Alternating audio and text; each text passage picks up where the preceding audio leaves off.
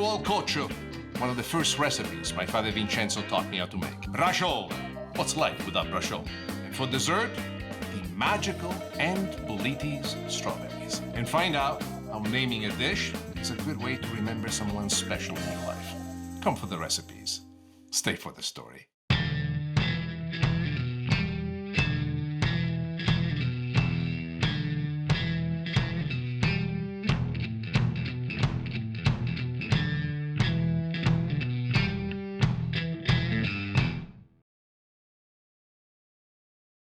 Naming a dish after someone as the ultimate act of love, I think it truly is. It truly is, because if the dish is great, you will have a memory of the person forever. Every time you taste it, every time you try it, you remember him or her. So I think that having a dish named after somebody is very important.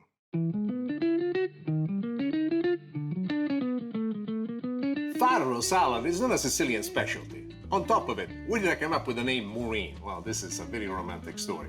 One of my best friends, his name is Brian, he went to Italy with his wife, Maureen. They went to Florence and they had lunch at this restaurant, and it was magic. When he got back, he called me and said, Nick, you gotta do me a favor. You have to teach me how to make farro. So I had to study myself. I had to ask for advice and counsel to many of my friends who were quite adept with this particular recipe, and I created my own version of it, and I called it Maureen. But the best part of it all is that Brian called me at home after he made it for his family, and he said to me, Nick, I can't thank you enough. What you did for me for a brief moment brought me back to Florence. And I looked at my wife, and she looked at me, and we knew exactly how joyous the moment was. So if this recipe that I made and I gave to my friend Brian works so well for him and his family, who knows? It might give you the opportunity to visit Italy every time you take a bite. So here it is, Maureen's Farro.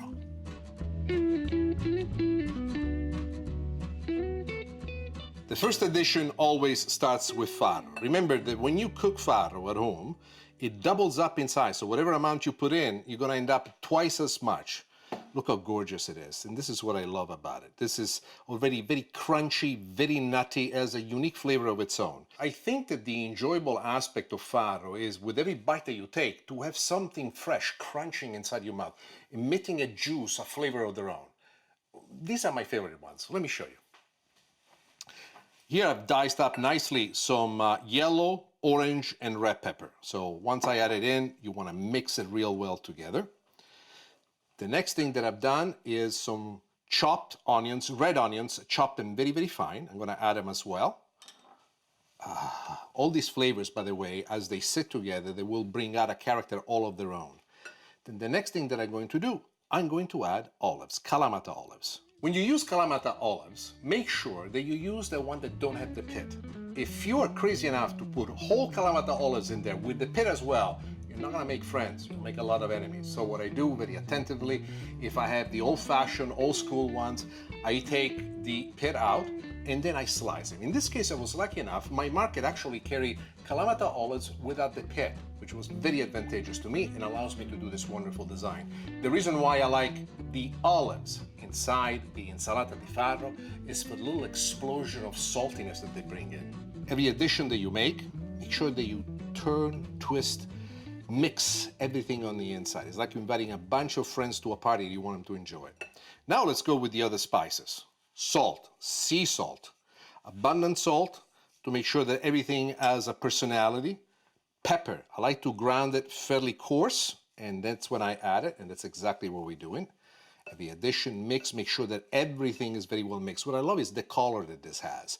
But still, we are not there. We need to add a few more things. Onion powder. The reason why I like onion powder is because it brings out another element of very interesting flavors to this, because it's a layer that we're building, layer on layer on layer. Then we're gonna go again with some parsley, or basil if you don't have parsley. Both of them would work very well. Mix them in. Now, the salad is already beautiful to look at it, but is this a salad yet? We need to put the dressing, and the dressing is very complicated. It only has 2 ingredients: the best of olive oil that you can find, and freshly squeezed lemon juice. Let me show you. Extra virgin olive oil, mix it in, get everything nice and moist. This oil is going to do several things for you. The flavor that the oil has is going to add to the salad and impart its own flavor. Maybe because I'm from Sicily, but also because I like a stronger flavor. Then you could use vinegar if you wanted to, but in this case, I find the lemon juice is much, much better. It marries well with everything. So here we are. All that you have to do at this point, once everything is nicely mixed the way in which we have it mixed, is to let it rest. One optional addition that you can make is an addition of paprika. Why do I add paprika to an Italian recipe? Well, my uncle is from Hungary, Budapest, and he married my aunt as he immigrated to Switzerland. And he's the one in our family who introduced us to paprika. My father fell in love with it, I fell in love with it, and I always find an excuse so that I can put paprika somewhere. In this case, it fits perfect. Now, once you mix all of these ingredients together, before you serve it, I would greatly advise to let it rest for at least a few hours. How much is a few hours? A minimum of 2 hours to as much as 5 hours. All those flavors will mingle and will blossom overnight, giving you this incredible flavor that it is indeed insalata di farro. But this is not just an insalata di farro. This is Maureen's farro salad. The farro salad is marinated now for a few hours, and now we are ready to plate it. Look how beautiful, the color is shimmering. That is the extra virgin olive oil. Look at the colors of the peppers and how they bring it through. And you know, with every bite that you take, it's not just the pepper and the onion, but this is beautiful olives popping right through it. A little bit of the tartness of the lemon juice, and that is it. Ladies and gentlemen, this is how you make Maureen's farro salad. And for that, you want to make sure you thank my good friend Brian, because he's the one that asked me to make it for her. The problem is, what is the naming process? I mean, if I come out and I name a dish after myself and I call it Nixtellino Super Pasta, oh, what honor is there? None. It's me making it up. And people will go, well, I'll make Nixtellino Super. It's beautiful when the dish is named by others who have come to your house, who've eaten your food at your restaurant, who've watched your TV show, who've read your recipe, who followed you all these many years, when they write you and they say, I have to tell you, the first time I met my wife, I asked her to come over to the house for dinner, and I cooked one of your recipes. In our house, all the special recipes are called Nick's style. Gambero al coccio. What does it mean? Gambero in Italian means shrimp, al coccio. Coccio is an old-fashioned pot in which shrimps were cooked, especially for large families. But what makes this recipe, in my opinion, not only interesting, but really unique, is the way in which we use the shrimp. I know you will love it. So take a look. I'm going to show you how to make gambero al coccio. This is a very special recipe for me. Why? I'm going to tell you in just a second. First, we start with some red pepper flake, garlic, sliced thick, and I propose that you always slice it thick when you make this dish, because the garlic is going to cook over a long period of time. If you add a chop, it will burn. Some onion. I like to use red onion just because it's fun. Also, at this point, a little bit of parsley. You want to have the parsley fry in the pan. You want to create the base right in here. Well, this is cooking just to ensure that everything works out. A little bit of salt as well. And the next thing that we're going to do, we are going to add the shrimp. What's unique about the shrimp? What makes this dish unique and perfect is the fact that the shrimp still has a shell on. The shell protects the shrimp from overcooking. Now, for this shrimp to taste great, we need several few ingredients to add, the most important of which is wine. White wine, you can use any wine you want, but once you add the white wine, I want them to stir it about on high heat and reduce it until it gets down to a glaze. As I do this, what I'm trying to also do is pick up any brown bits that might stack at the bottom of the pan. Now, I'm using a wonderful non-stick pan, so there really is not going to be that much. But you have to realize when you cook this at home, especially if you're cooking with a stainless steel pan, there are some very dark spots that accumulate at the bottom of the pan. Often people think that that's something that was burned. Instead, it's highly reduced juices. In this case, the shrimp, it's releasing its juice into the sauce. As it reduces into the sauce, it reduces, picking up this wonderful balance that will reverberate with the other ingredients. But what are the other ingredients? A little bit of chicken stock. Chicken stock is my favorite because it does not fight. Rather, it picks up the personality of whatever you added onto it. If we added beef stock to this, it would have been a bit more difficult. Beef stock is very predominant in flavor. It tends sometimes to completely overtake the dish. And the next thing is tomato sauce. And once it reaches a boil, you want to simmer it until the shrimp is cooked absolutely perfect. Now, one of the things that I look at the dish to make sure that I have some kind of a signal that tells me that the shrimp has gotten to where I want to go, I look at how firm it is, and I usually touch it with my spoon, and the way in which it bounces back, it tells me if it's cooked all the way through or if it's still soft. Depending on the size of the shrimp, you might need to adjust the cooking time, and pretty soon you'll develop an instinct on where to go. But cooked into the shell, you will be protected because it's very rare that this type of shrimp will overcook. The next thing that I like to do at this point is to add butter. Why do we add butter? Butter adds a certain creaminess to the sauce, and as it melts into the sauce, it gives us this wonderful juice. I'm gonna turn off the heat. The shrimp is cooked perfect. One last thing that I like to do is add a little bit of parsley, just so that the parsley cooks and marinades into the last bit of the heat of the sauce that's left over. And now, we're ready to play. Why do I love gambero cocho? Maybe it's because one of the first recipes that I learned how to make. Maybe it's because it's the recipe that I made for my wife. Is it maybe because it's one of those things that nobody can make a mistake with? And then there is something else that I like about gambero cocho, and that is the sauce. The sauce that I love to put on top of it. I like to see it caress every single piece of shrimp. And the reason why I'm so abundant with the sauce is in the old days, when we used to make this for the family, my mom used to love to come by and pass to each and every one of us pane tostato. This is only the first 2 slices. By the time you'll be done with this, trust me when I tell you, you will have finished a whole loaf of bread.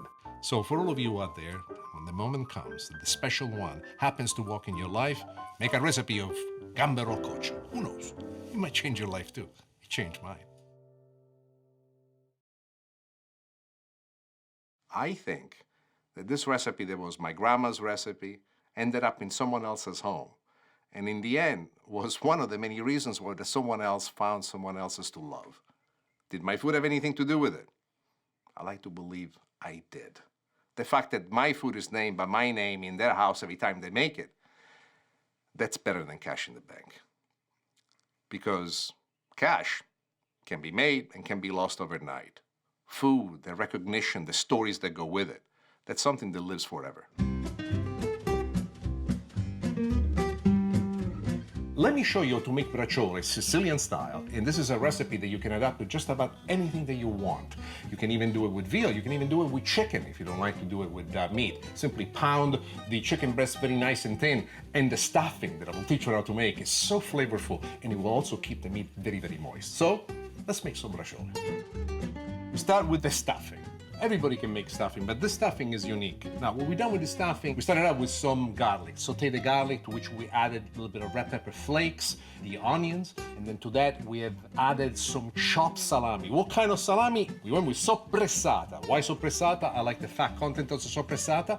Also love the flavor that the soppressata has. You deglaze it with a little bit of white wine, and then you add parsley. We mix, and then what we add to it is bread. Bread that I put into a food processor and basically shred it to pieces. So day old bread is what we like. But before we use it, what I do, I moisten the bread in milk. Squeeze the excess milk, then add the bread to the onion and garlic mixture. We add 1 egg, plenty of pecorino cheese, some breadcrumbs to absorb the excess humidity and moisture that might be in there, and the stuffing is made. Make sure that it cools off to room temperature before you use it to stuff the braciole. All right, let's make us some braciole. We start with the meat. Before we use it, this is what a slice of top round beef will look like. What I like to do is to pound it. But when it comes to pounding the braciole, if you have an instrument like this, make sure you don't use this side. This will shred it aside. This is used to tenderize.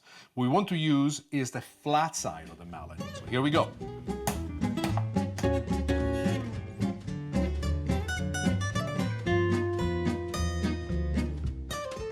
Once the meat is being pounded to perfection, what you want to do is trim it. Do you need to trim it? You really don't. But for me, just because I like it perfect, I always like to cut the ends because they tend to be too thin. I turn the meat around to see if there is any significant amount of fat. There's just a little bit over here, which I'm taking off, as you can see. The rest is perfect. This, I will make 2 braciole out of it. Let me show you how. I like to go just about right into the middle and cut it in half, just like this. Look how beautiful it is. Then we take the stuffing. What I like to do, the stuffing is nice and moist. As you see, it takes the shape of whatever I put into my hand. So I put it right here on top of the meat. I do and the other slice. Now, how do we make this into a braciola? Let me show you. The first thing that you want to do is to take the meat from the top just like this, then from the bottom just like this. Remember, you flatten this out. Then you want to roll it up as if you were to make a burrito. So if you go from this side, you roll it, you roll it, you roll it. Look at this. Boom. There you are. This is the first part of the braciola. Let's move this aside for a moment and let me show you how to do it again with this other braciola right here. So here we go. This is a different shape, as you can see. The first thing that we want to do is take it from the top. Remember, this is so soft that you can spread it so it covers the meat. Next thing is we roll it from the bottom. And then just like we did before, this time we do it from this side. You roll it in. There are two techniques on how to secure the bracciole. The most involved one is to actually tie them up with rope. The one that I like instead, that makes it quick and faster, is to skewer it with toothpick. Now, this is where the closure is. So what I want to do is to secure it in several spots. Something like this, I like to give it at least 3 skewers and place it in just like this. Why is this important? These 3 skewers are going to prevent the meat from spreading open and opening up in the middle of cooking. And remember, you're not reinventing the wheel here. You're just doing something that grandmas all over Italy and grandpas all over Italy do all the time. And if you grew up in an Italian-American family, you know what I mean. So there we are. Now we're ready to bread the bracciole right before we cook it. There's a trick there. Let me show you how.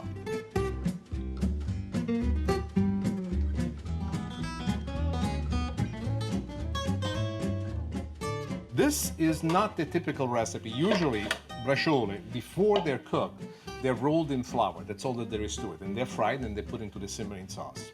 As Sicilians, we do it different. Why? We're different. This is a technique you're gonna love. So in a bowl, we put the bracciole right into the bowl. I like to pour the olive oil so it's easy for the bracciole to be turned into the olive oil and be moistened on all the sides. In another bowl, a bigger one, I put the breadcrumbs. And I put it abundant. The bracciole in here. And now what I do, I move it into the breadcrumbs. Look, just one turn, as you can see, immediately the bracciole is perfect, completely covered up and down. The breadcrumbs, unlike the flour, not only seal the meat perfectly, but they give it the extra kick of flavor. Now, let's cook it. The oil is getting nice and hot for a searing. We have the sauce simmering in the back. Remember, to the sauce, we've done something unique. Not only this tomato sauce, but we also have added beef stock. Why beef stock? If we were to use just the sauce and we're just to simmer over a long period of time, because this will simmer for about 35-40 minutes, what happens is most of the liquid will evaporate, and then what you're left with is a very thick, gummy essence of tomato sauce. What the beef stock does for us, it maintains the perfect layout of the sauce. Wonderful and tasty all the way. Now, the oil is hot enough and we're ready to fry. Now, when you put them in, right before you put them in, shake them up a little bit. What I want you to do is to get rid of the extra bits that we have of breadcrumbs. What difference does it make? Not an enormous difference, really, but what it does, it reduces the amount of breadcrumbs that are going to end up at the bottom of the pan. If there are too many breadcrumbs at the bottom of the pan, one of the things that can happen is that they burn, and they might ruin a little bit the flavor. But what you truly want to do is get this crust. You see how beautiful it is? This is the searing of the juices on the inside and also prevents for the stuffing to pop out later on once you cook into the sauce. Oh, guarda che bel colore! Look what a beautiful color that is. I get overly excited about things like this. You know, to me, this is like getting back at home when I was a little boy, and I remember when my mom would be doing this, my brother and I coming back from school, we could smell the aroma in the kitchen as soon as we opened up the door, and we knew that that was going to be a great day, and it always was. You don't need to cook them for too long. All you want to do is just to brown them, sear the flavors, and basically, we are ready to move them on. So here we are, now in the awaiting sauce. Once you put them into the simmering sauce, the one thing that you want to do is to cook them on simmer, not on high heat. In about 40 minutes, we're going to be ready to serve this, and it will be fantastic. When it comes to bracciole, there are two things. Best part, of course, is when you eat them. But the other part is when you actually plate them. As I look at them, I see the steam coming out, but I'm not done yet. I'm not done because the best is coming next. This is the national accompaniment for bracciole, mashed potatoes. Then the best part comes now. This sauce, to you, might be just red. To me, this sauce is gold, absolute gold. Sometimes perfection is exactly the way it is. Simple, right to the point. Signori e signori, from me to you, bracciole.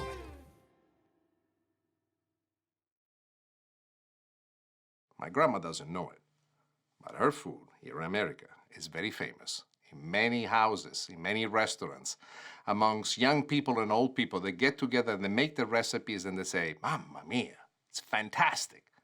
If my grandma only knew how famous she would have become. Aunt Boliti's strawberries. Aunt Boliti was my mother's sister, my second mom, and she really had magic when it came into the kitchen. And this is my favorite dessert that she used to make for us in summertime. It's so easy, so simple, so full of flavor. Let me show you how to make it. My Aunt Boliti is a very special woman. As long as I can remember, I used to call Mom, Mom, and Zia Boliti, but to me, Zia Boliti, my Aunt Boliti, she was my other mom. I remember in elementary school, I think it was 4th or 5th grade, getting in a fight with a boy, and he's saying to me, she's not your mom, she's your aunt. And I remember going home almost crying and saying to my mom, they're telling me that Zia Boliti is not my mom. I always thought I had two moms. I still feel like she's my mom. She was wonderful. She had a unique way to talk to me and Mario and to calm us down.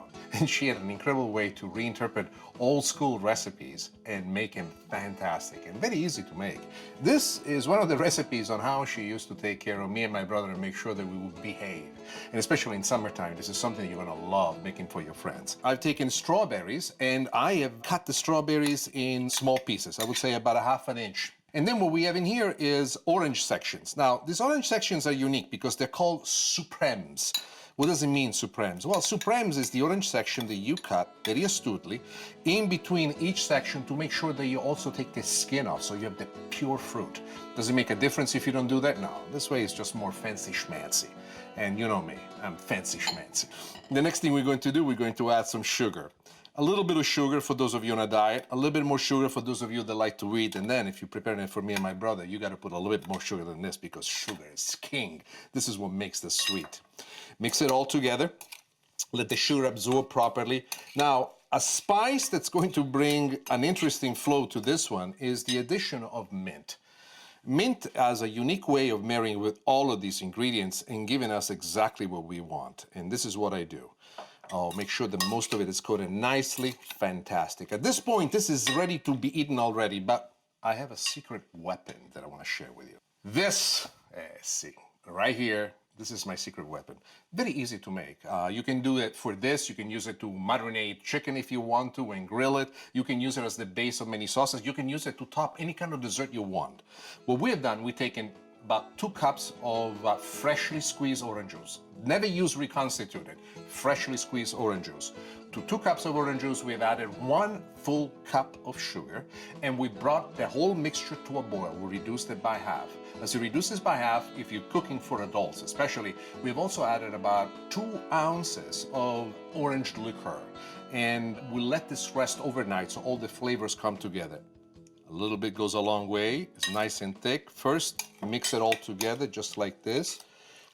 Now, what I like to do, especially when I have a dinner party at my house, I like to make this at least a half hour ahead of time. What happens, all the flavors are gonna mix in just perfectly and they're going to bloom and blossom together. Basically, we are done. Now, let me show you how to plate this. The plating of this dessert is so simple, it's almost ridiculous, but you should imagine the way my aunt used to make it. She used to tease us. I'm using a slotted spoon because I like to add a little bit more of the sauce on top, but first I want to bring all the fruit in exactly as it is. Oh, mamma mia, guarda che combinazione. I'm sorry, what I just said in Italian is look what a beautiful combination, and this is perfect. Then what I like to do, I like to take just a tiny bit of the extra syrup and just make it go right on top, exactly like this. And as you can see, the way in which it hugs every piece of fruit, it's even then more delicious because when you finally bite into it, all these elements come together. When summer comes, when I think of my family, I think of these beautiful moments I had with my family and my Aunt Boliti that created this dessert that made me and my brother be good boys, even in the hot summers with no air conditioning, when we're going crazy and driving everyone else around us crazy. This is magic. This is love. And this is how you make Aunt Boliti's strawberries.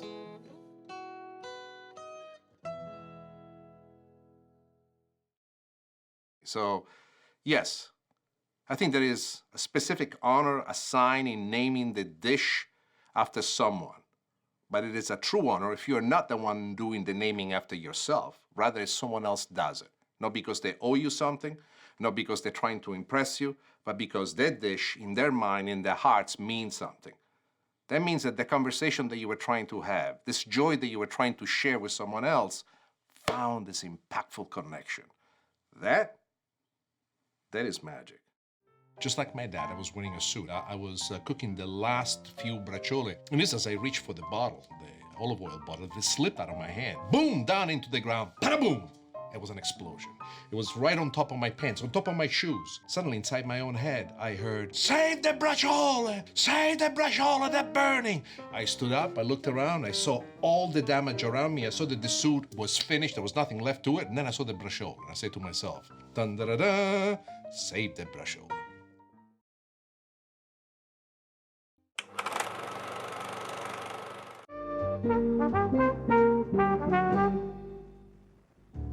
Welcome to Great Chefs, a culinary tour of the United States featuring some of the country's finest chefs.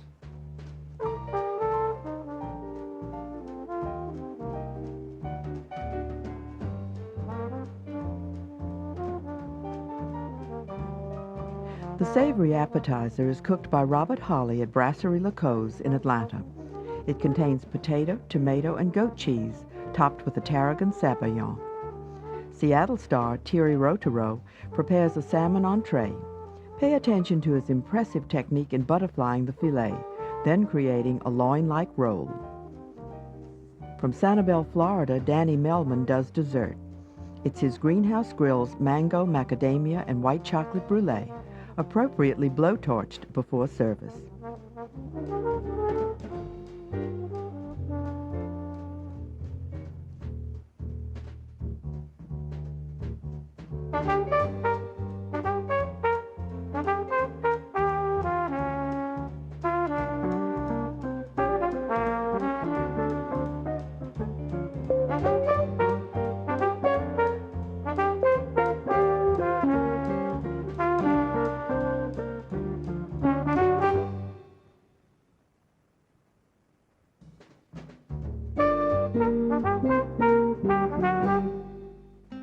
Robert Holley is executive chef at Brasserie La Cause in Atlanta.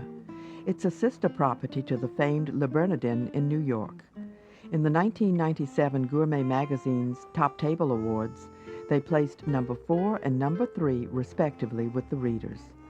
Chef Holley's starter is a warm goat cheese potato cake.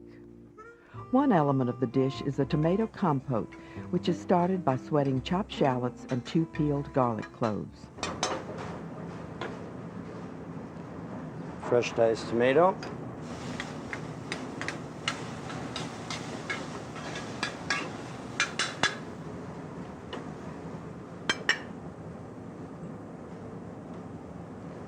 A few branches of fresh thyme. Deglaze with a red wine vinegar.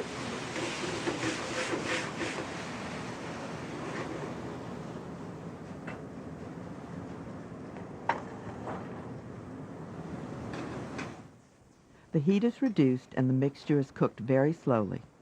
Yukon Gold potatoes are boiled, then cooled.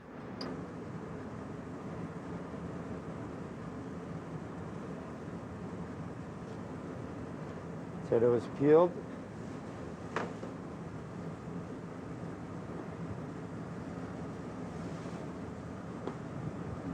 And made into a medium dice.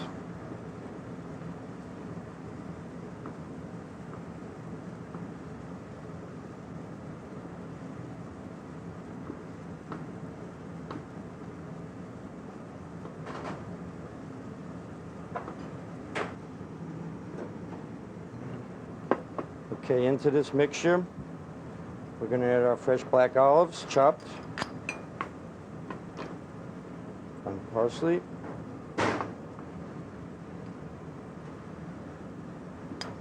capers, cherry vinegar,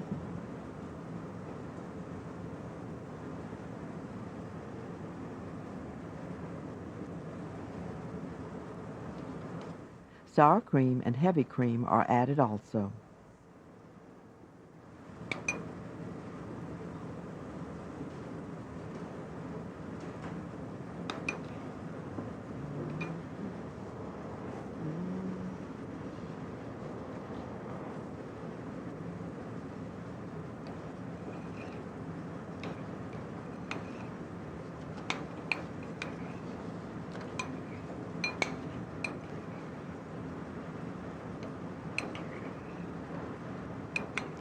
Should be a very soft consistency.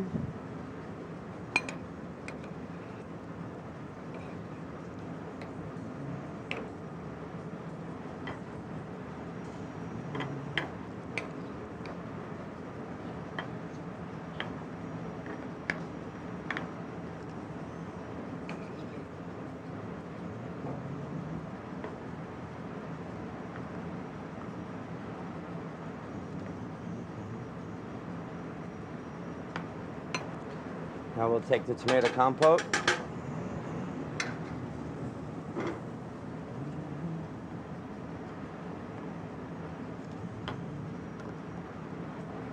Just a thin layer.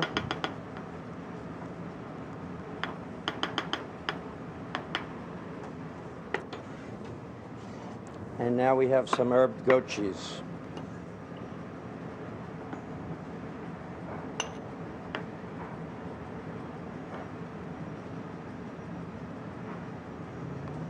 This we allow to warm in the oven.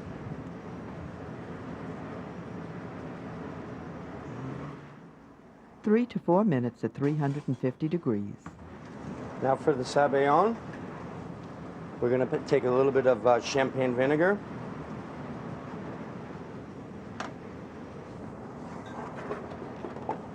Some dry white wine.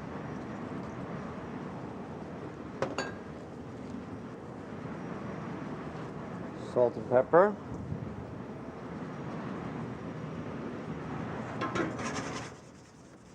The 3 egg yolks and seasoning are whisked over direct heat until they become a pale yellow. You could also use a double boiler.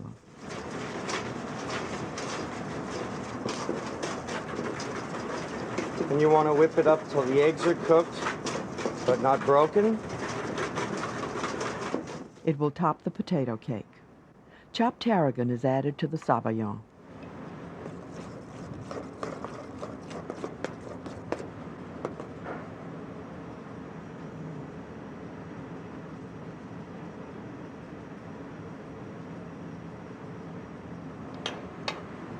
And add a thin layer onto the top. Here at the restaurant we use the torch, and we'll lightly glaze.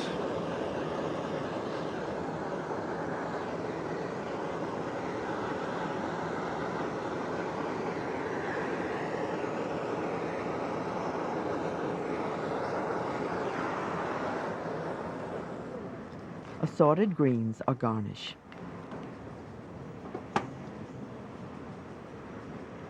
We have a little red pepper coulis here.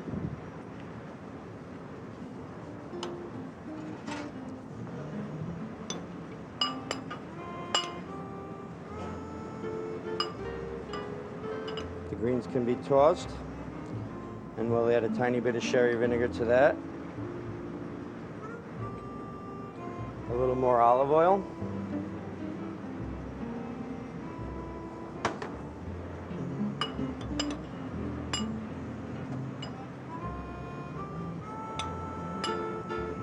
Then we'll make our plate.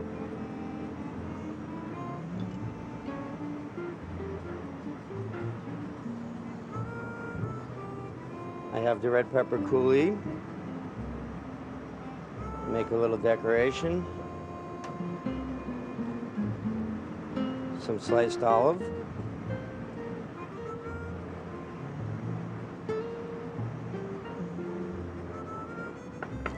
Strips of red rose pepper.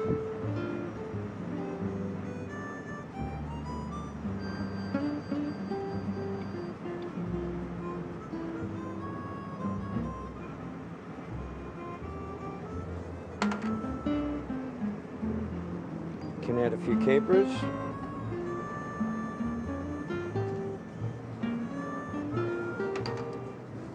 And just a few more drops of olive oil.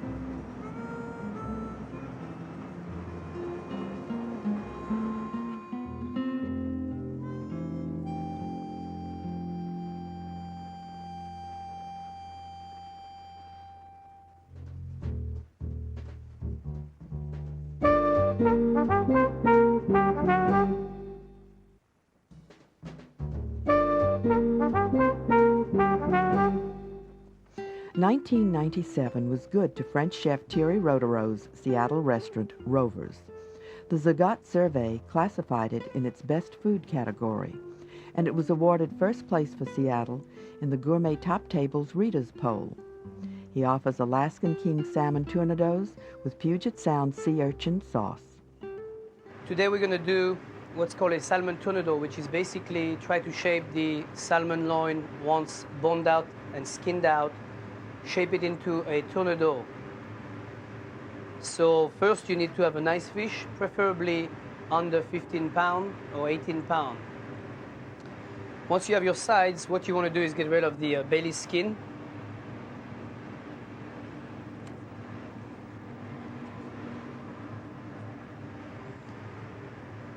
Here. Then we're going to proceed to skin the salmon.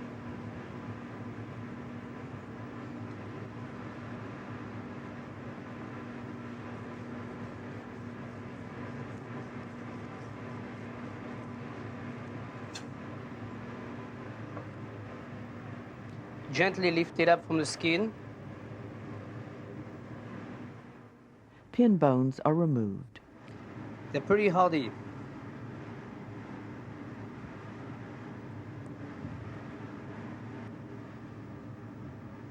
A pair of tweezers or a pair of nose pliers will do if you can't get such an instrument.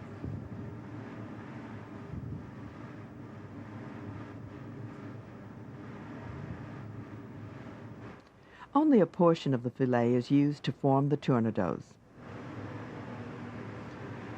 Once all the pin bone have been taken out, what you want to do is butterfly the salmon.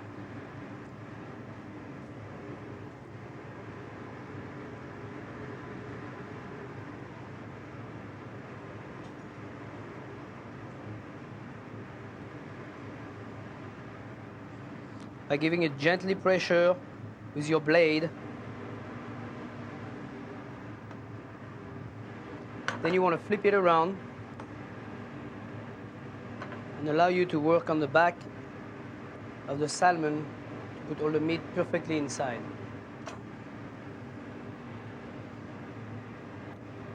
The next process is just to roll the salmon as tight as possible, just like you would another loin of any kind. Make sure you do it gently to not tear out the meat.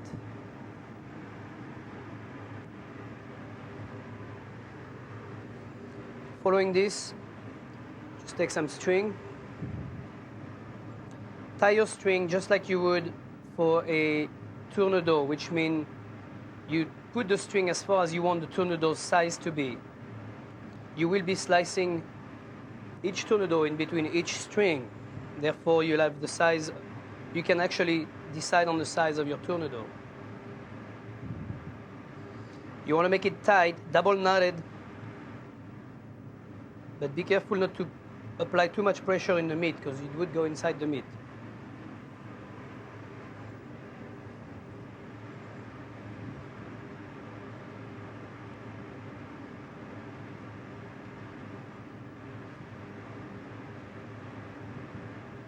Keep going all the way down the loin.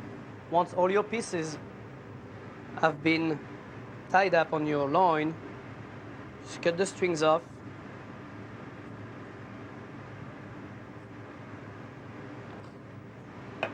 Keep the ends for a mousseline or a future project.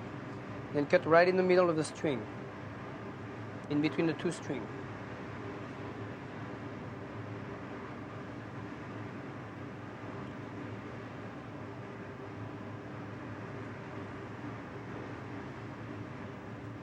Next, we will start the dry vermouth sauce, which will be the base for the sea urchin sauce. In a sauté pan, pour in your dry vermouth,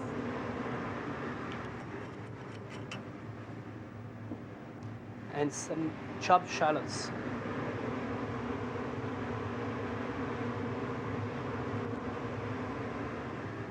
Once the pan is really hot, just sear in your salmon tournedos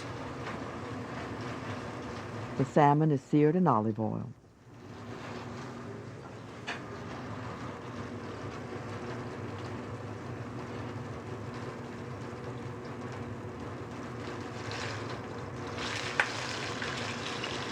And gently turn them upside down, color them on the other side, and then finish it in the oven. 3 to 4 minutes at 375 degrees. Fish stock is added to the reduced vermouth mixture. It's reduced and butter is incorporated. It's strained, then blended with sea urchin roe. The seaweed mixture called wakame starts presentation.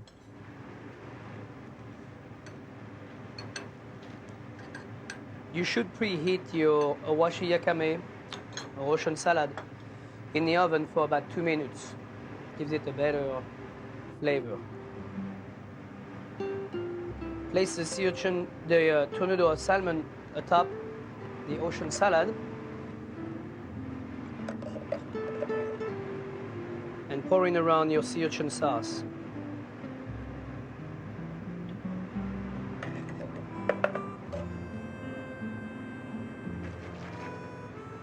For decoration, we'll use a little bit coulis.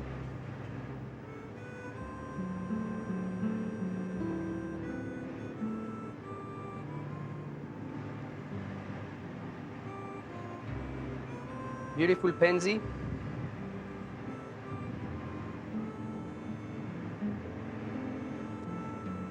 As well as some calendula.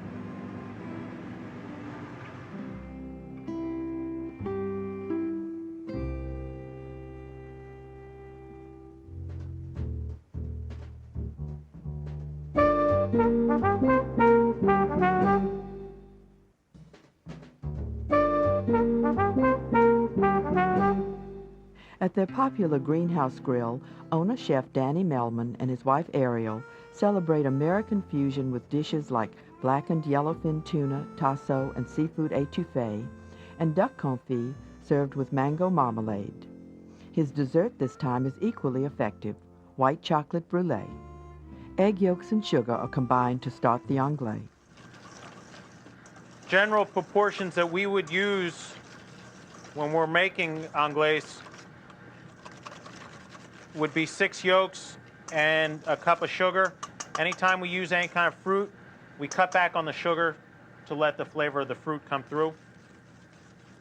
We whisk in fresh pureed mango. Hot cream with a half-split vanilla bean is tempered into this mixture. Bring our cream just up to a boil. And what you want to do is you want to cook the eggs, but you want to do it very slowly. So what you have to do is make a liaison by tempering. You just want to stir the yolk, sugar, mango mixture, and slowly add a little bit by bit just to get the yolks started warming up and cooking. If you dump it in there all at once, you'll end up with scrambled eggs. And once you get it started in there, it's ready to go. Put it all in. Replace that right back to the heat. Pour the mixture back in. Then we stir it over the heat with a ladle. We stir it with a ladle because you don't want to add extra air. If you whisk it, it adds too much air into the mixture. And if you try and cook it right away, you'll get a real bubbly, holy type creme brulee or custard, as opposed to having a nice, smooth, creamy texture. Put it right into some ice. You can transfer it if you'd like. As long as you have the opportunity to stir it a little, you don't have to worry. If you're not going to be able to stir it, you should transfer it into a clean, cold container and set that container in the ice bath. Now that the anglaise is cooled, we like to put a little bit of citrus zest in there. And since it's being heated again, you can see how it's changed in consistency once it cools. The brulee is assembled in small flans. Now what we do is we just rub the inside with a little bit of water. You can use butter, but sometimes the butter tends to break out. And you just want something that's going to sort of hold these macadamia nuts, which are ground up. They're not going to stick real well, but just so they hold on the bottom, which is about what you want, and it adds enough texture. White chocolate chips, I would advise using a good chocolate, because the better quality chocolates melt better and easier, and they don't break, the fats don't separate. We put about, I think it's, recipe is about a big tablespoon of white chocolate in there. Anglaise, make sure you don't have too much zest. And just fill your cups.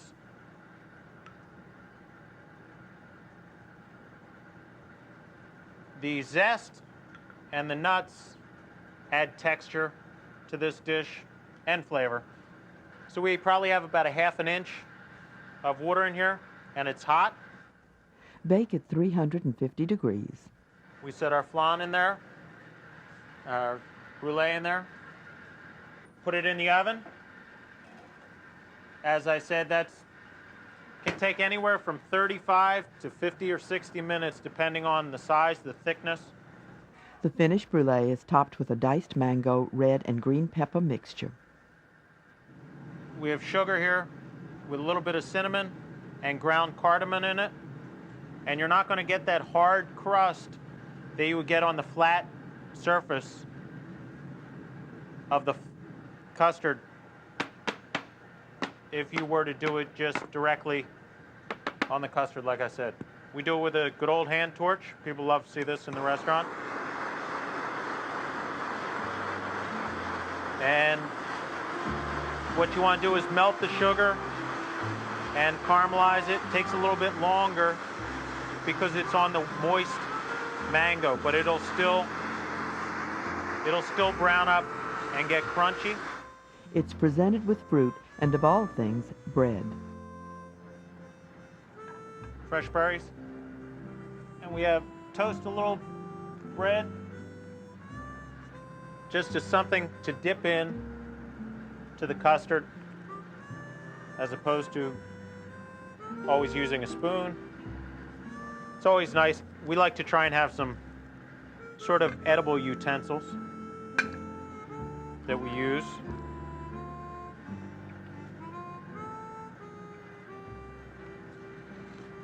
And just a variety of fruit sauces. And one thing we do a lot with infused oils. We have a cinnamon and peppermint with a little annatto. And when that runs onto the toast, it's nice. You can roll your berries in that.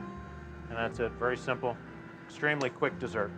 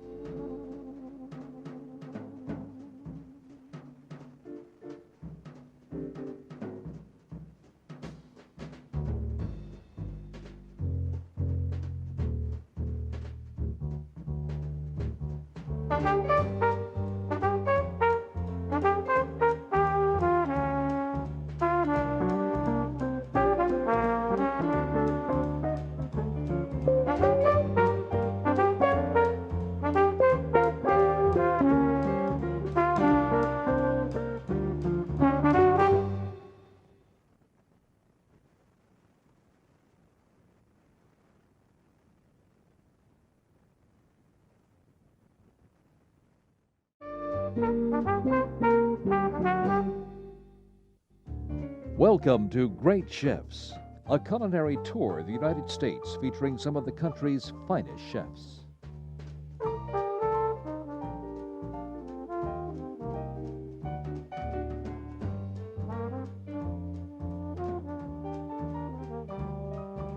The appetizer comes from the Carolinas and Chef James Burns. He cooks a southern specialty expropriated by Hollywood, fried green tomatoes with crab remoulade. Then from Cajun country in Louisiana, Holman Woods III presents grilled duck breast, season with Dijon mustard, and serve with the chef's version of dirty rice. Dessert is offered by executive pastry chef Sebastian Canona at the Ritz-Carlton Four Seasons in Chicago. It's his interpretation of creme brulee, flavored with passion fruit puree.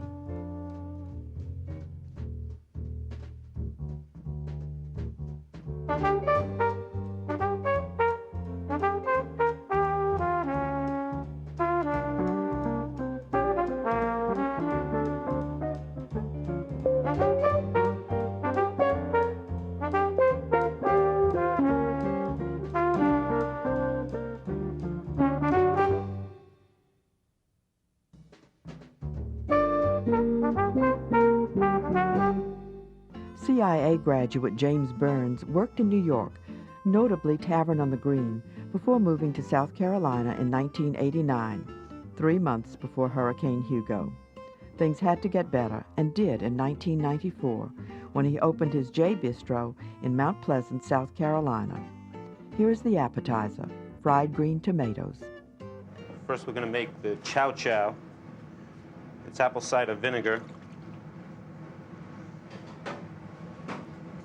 sugar, a little bit of salt, celery seed, and mustard seed. Put that on a high heat and let it boil for a couple of minutes. After it's boiled for a couple of minutes, we add our pulsed vegetables, which are green tomatoes, onions, and bell peppers.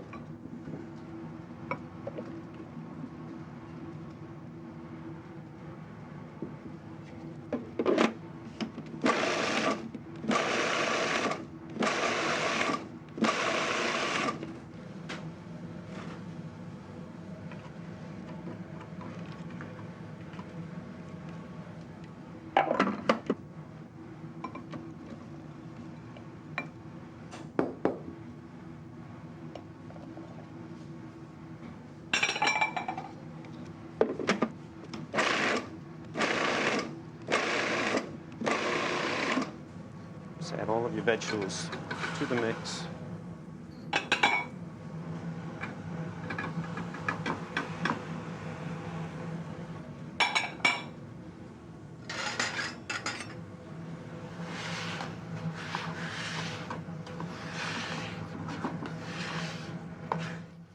Bring this mixture back to the boil and simmer for 10 minutes. Okay, the remoulade. Basically, I suppose it's a spicy Cajun type of mayonnaise. And again, the mise en place tray is very important to make it. We add a couple of egg yolks.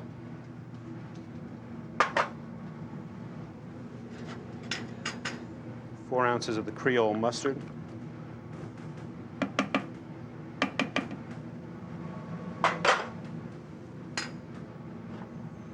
One onion, diced. And then all of the seasoning. We have paprika, celery salt, a little granulated garlic, some cayenne pepper, some black pepper, and a pinch of salt.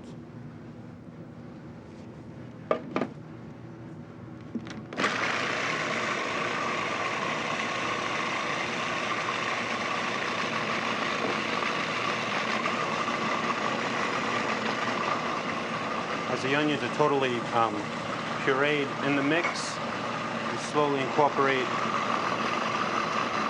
some olive oil.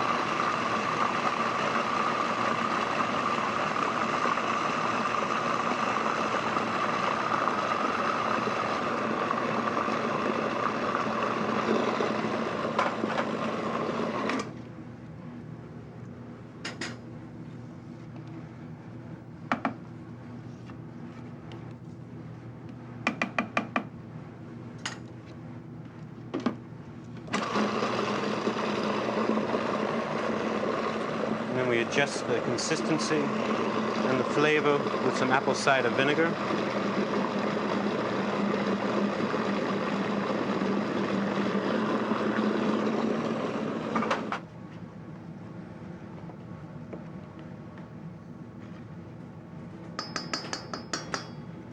the seasoning mix for the fried green tomatoes and anything else that you might want to fry here in the South. It's a mixture of cornmeal and flour with some black pepper, paprika, cayenne, granulated garlic, and salt.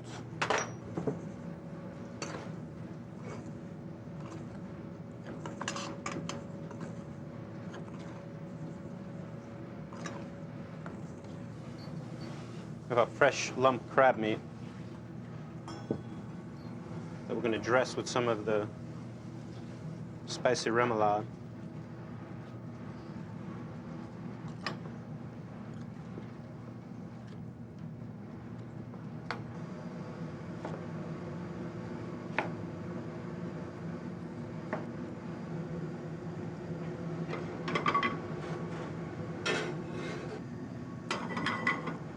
When the oil's good and hot,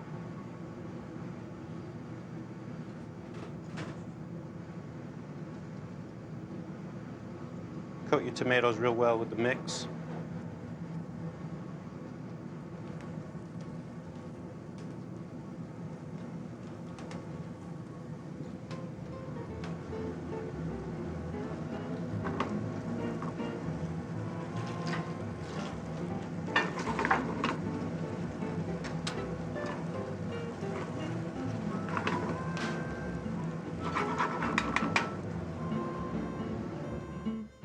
The tomatoes are fried very quickly, less than a minute and a half.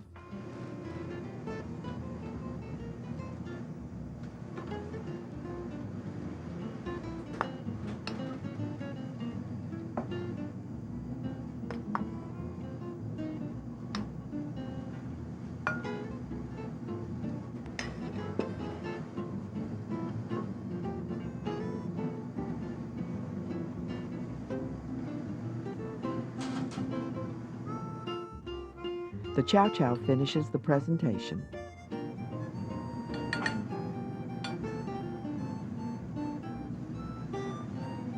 That's the fried green tomatoes, spicy lump crab remoulade, and green tomato chow chow.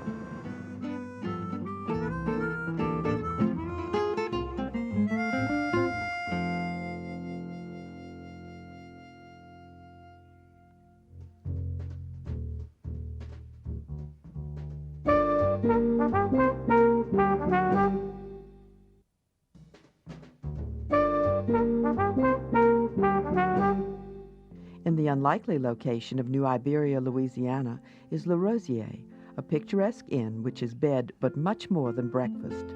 This thanks to the inventive cooking of Holman Woods III. A Louisiana native, he is adept at reinterpreting Creole Acadian dishes. Consider his duck breast with wild rice. The rice dressing is started in butter and olive oil. Bear in mind that the wild rice used is pre-cooked. We can start adding our ingredients. We have a little chopped yellow onion. Okay. Chopped green bell pepper and a little celery. I like to use a little red bell pepper in here for color also.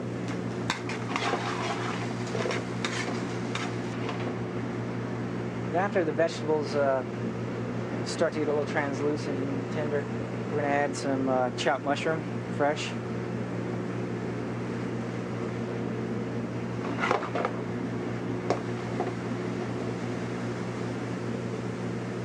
Now the regular store button mushrooms are great. I like to use a little wild mushrooms chopped up in here also. A little portobello adds a nice extra texture to it and flavor. Some dried shiitakes would be great in there too.